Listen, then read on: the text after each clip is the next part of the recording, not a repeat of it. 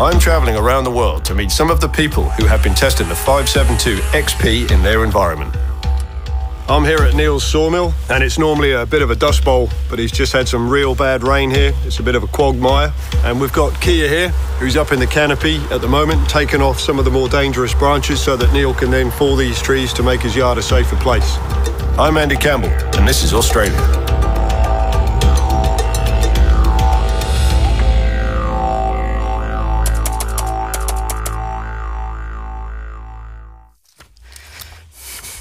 So today we've come to Neil's sawmill. He just needs to get some branches down that he's concerned about that have dropped some smaller limbs off them. So he's asked me to come in and prune a few branches. So that's my job here today. But he's also going to fell this tree shortly. So we'll get that on the deck and hopefully make the site a bit safer all round. My name is Kia. I've been an arborist for about 18 years. Most of my work is based in Australia, generally speaking in Victoria. Wonderful trees, quite a broad range, deciduous evergreen trees, small, large trees, pruning, removals. It's very interesting work, keeps me busy, and I've enjoyed every year.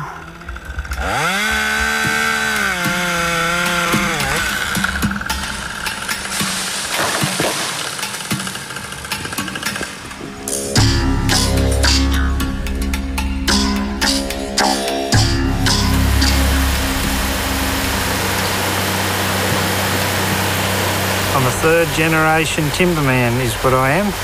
My father and his father before him were sawmillers. I'm actually a forest worker turned sawmiller, so I'm a little bit of both. Being self-employed is the best thing in my job, and it's taught me a lot as far as self-discipline and things that you have to do to make it work. The chainsaw we use for cutting logs off, for docking, for occasional log falling, it has to be reliable, it has to be up to the job, and most of all, it's got to keep working when we want it to work. We've had a lot of success with the Husqvarna product over the years, and I'm very happy with it.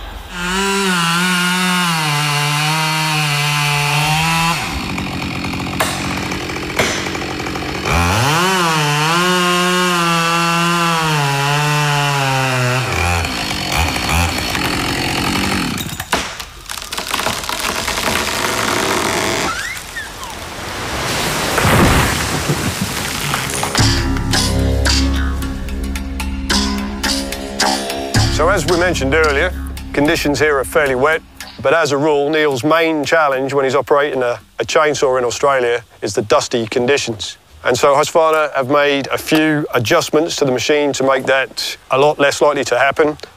What do you think about that, Neil? It's a great improvement. On previous saws, a lot did end up into the chamber, whereas this was hard on the bottom of that, straight onto the top of the plastic.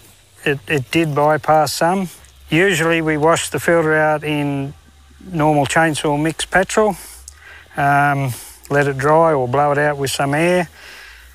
Always you see some residue going in there into the chamber, but with the introduction of that little seal, it seems to have all but stopped it, which is a plus for its engine life. And they seem to have the filters a little better now too. Improved there as well.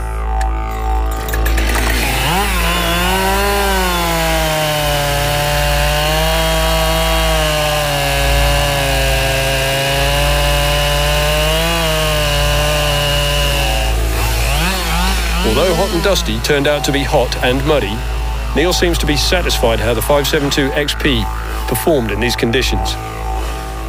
Oh, can I go now?